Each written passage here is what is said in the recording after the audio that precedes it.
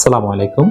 আমি doctor Saleh Ahmed, physical medicine and rehabilitation বিশেষজ্ঞ, Holy Family Red Crescent Medical College হাসপাতাল সহকারী অধ্যাপক এবং বিভাগীয় প্রধান হিসাবে কর্মরত আছি। ফিজিক্যাল মেডিসিন অ্যান্ড রিহ্যাবিলিটেশন বিজ্ঞানের একটি বিশেষ শাখা, যেখানে মেডিসিন এবং সঠিক রোগ নির্ণয়ের মাধ্যমে চিকিৎসা দেওয়ার ছাড়াও সেখানে তাপ, বিদ্যুৎ, পানি, বিভিন্ন physical agent, exercise, lifestyle modification এবং ফিজিওথেরাপির মাধ্যমে একটি সমন্বিত চিকিৎসা দেওয়া হয়। ফিজিক্যাল মেডিসিন অ্যান্ড রিহ্যাবিলিটেশনকে আমরা দুই ভাগে ভাগ করতে পারি, ফিজিক্যাল মেডিসিন অ্যান্ড রিহ্যাবিলিটেশন। সাধারণত ফিজিক্যাল মেডিসিন বলতে শারীরিক বিদ্যাকে বোঝায়, যেখানে মাস্কুলোস্কেলিটাল মেডিসিনের রোগগুলোকে আমরা রোগ নির্ণয় করি এবং চিকিৎসা দিই। মাংস এবং হাড়ের অস্থির যে সমস্ত রোগগুলো হয় তা নিয়েই ফিজিক্যাল মেডিসিনের কাজ। আর রিহ্যাবিলিটেশন হচ্ছে পুনর্বাসন। ধরেন কোনো পেশেন্ট যদি ফিজিক্যালি ডেফিসিট হয় বা অক্ষম হয়, তাকে তার পুনরায় তার পুরনো অবস্থায় ফিরিয়ে নিয়ে যাওয়ার নামই রিহ্যাবিলিটেশন।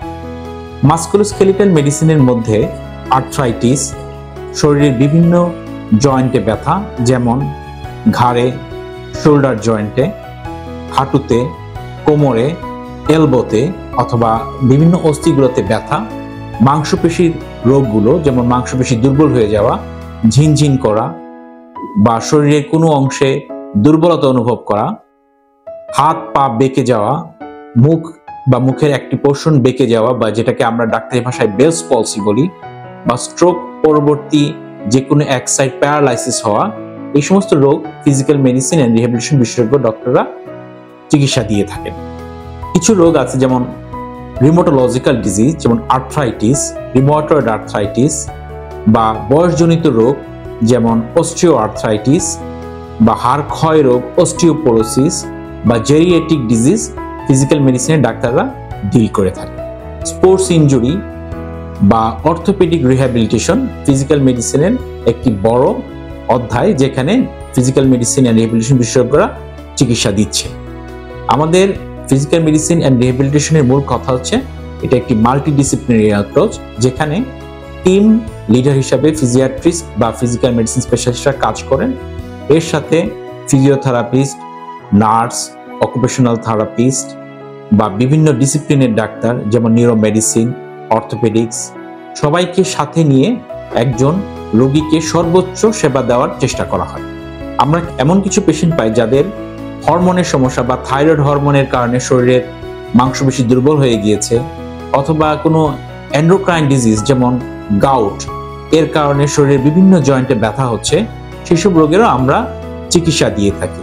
যেমন আমরা শুধু যে ওষুধের উপর নির্ভর করি তা না, আমাদের বিভিন্ন ধরনের ফিজিওথেরাপির এজেন্ট আছে, যেমন IRR, ultrasound machine, short wave therapy, microwave therapy, এই সমস্ত বিভিন্ন যন্ত্রপাতির মাধ্যমে আমরা ওষুধের নির্ভরশীলতাটা কমানোর চেষ্টা করি এবং রোগীকে সর্বোচ্চ সেবা দেওয়ার চেষ্টা করি। ফিজিক্যাল মেডিসিনের ডাক্তার এখন যারা চিকিৎসা দিচ্ছেন, তাদের বিজ্ঞানের অগ্রগতির সাথে সাথে আরো কিছু নতুন জিনিস অ্যাড হয়েছে, যেমন ইন্টারভেনশন। যেমন আমরা বিভিন্ন জয়েন্টে injection, steroid injection, PRP, stem cell দিয়ে থেরাপি দিয়ে থাকি। এতে ওই পেশেন্টের ওই জয়েন্ট বা ওই মাংস যেখানে দুর্বলতা ছিল সেগুলা আগের অবস্থায় কাছাকাছি চলে আসে। এটা একটি বিজ্ঞানের একদম লেটেস্ট একটা ট্রিটমেন্ট। এটা আমরা ইন্টারভেনশন ফিজিওথেরাপিস্টরা দিচ্ছেন, বাংলাদেশেই দিচ্ছেন। এছাড়াও আমরা অনেক ধরনের হাইড্রোথেরাপি দিই, যে হাইড্রোথেরাপি যেগুলোর কোনো সাইড এফেক্ট নেই। এগুলা আপনার ওষুধের মাত্রাও কমায় কিন্তু পার্শ্ব প্রতিক্রিয়া বিহীন। আমরা লাইফস্টাইল মডিফিকেশন দেই, বিভিন্ন ব্যায়াম শেখাই, যার মাধ্যমে মাংসপেশি তার সক্ষমতা বৃদ্ধি পায়। এতে রোগী তার ব্যথার সহ্য ক্ষমতা বাড়ে এবং তার চিকিৎসাটা সে সহজে নিজে বাসায় পার্টিসিপেট করতে পারে ডাক্তারের সাথে। যদি আপনারা এই ধরনের কোনো সমস্যায় ভোগেন, তাহলে আপনারা ফিজিক্যাল মেডিসিনের ডাক্তারের শরণাপন্ন হতে পারেন। সবাইকে ধন্যবাদ। সবাই ভালো থাকবেন, সুস্থ থাকবেন।